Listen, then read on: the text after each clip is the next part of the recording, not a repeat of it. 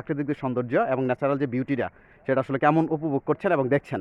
এবং আমাদের আমরা সকালে যাত্রা শুরু করেছি, বাট আমাদের আসতে অনেক সময় লেগেছে, জ্যাম ছিল, আর হচ্ছে গাড়িতে তেল ভরতে হয়েছে, যার কারণে আমাদের অনেকটা সময় চলে গেছে। তো তারপরেও আমরা একটা টাইমে এখানে 12:30টার দিকে, 12:30 না, 12:30 দিকে আমরা এখানে উপস্থিত হয়েছে। তো এখানকার যে প্রাকৃতিক সৌন্দর্য এবং ন্যাচারাল যে বিউটি আছে সেটার একটা অবলোকন যে আমরা করব, সেটা স্যার আপনার ফিলিংসটা কি সেটা একটু বলেন। এখানে না আসলে প্রকৃতি যে কীরকম, প্রকৃতির সাথে নিজেকে মিলিয়ে নেওয়া যায় না।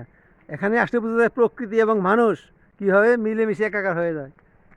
প্রকৃতির টানে এখানে আমরা আসতে হয়।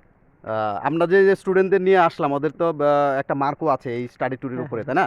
তো এই স্টাডি ট্যুরের যে মার্ক আছে, আমরা সেই হিসাবে দেখা যায় একদিকে স্টাডি ট্যুর হয়েছে, তারপর আমরা যে প্রাকৃতিক যে সৌন্দর্য সেটাও আমরা এখানে উপভোগ করতে পারতেছি। তো সেই ক্ষেত্রে স্টুডেন্টদের জন্য এটা আসলে কতটুকু বেনিফিটেড হবে, ওনারা কতটা বেনিফিটেড হবে, এবং এই জায়গাটা স্টাডি ট্যুরের জন্য আসলে কতটা উপযুক্ত এবং কতটা উৎকৃষ্ট জায়গা বলে আপনি মনে করছেন? হ্যাঁ, ভালো। এই জায়গাটা স্টাডি হিসাবে শিক্ষক ছাত্রছাত্রীদের জানার জন্য এখানে যেহেতু উদ্ভিদ বিজ্ঞান বিভাগের উদ্ভিদ যে বিভিন্ন প্রকারের উদ্ভিদ আছে, সেখানে দেখাশোনা করবে, দেখবে, চিনবে, তাদের প্রকৃতি, বাসস্থান সবগুলো সম্পর্কে জানবে।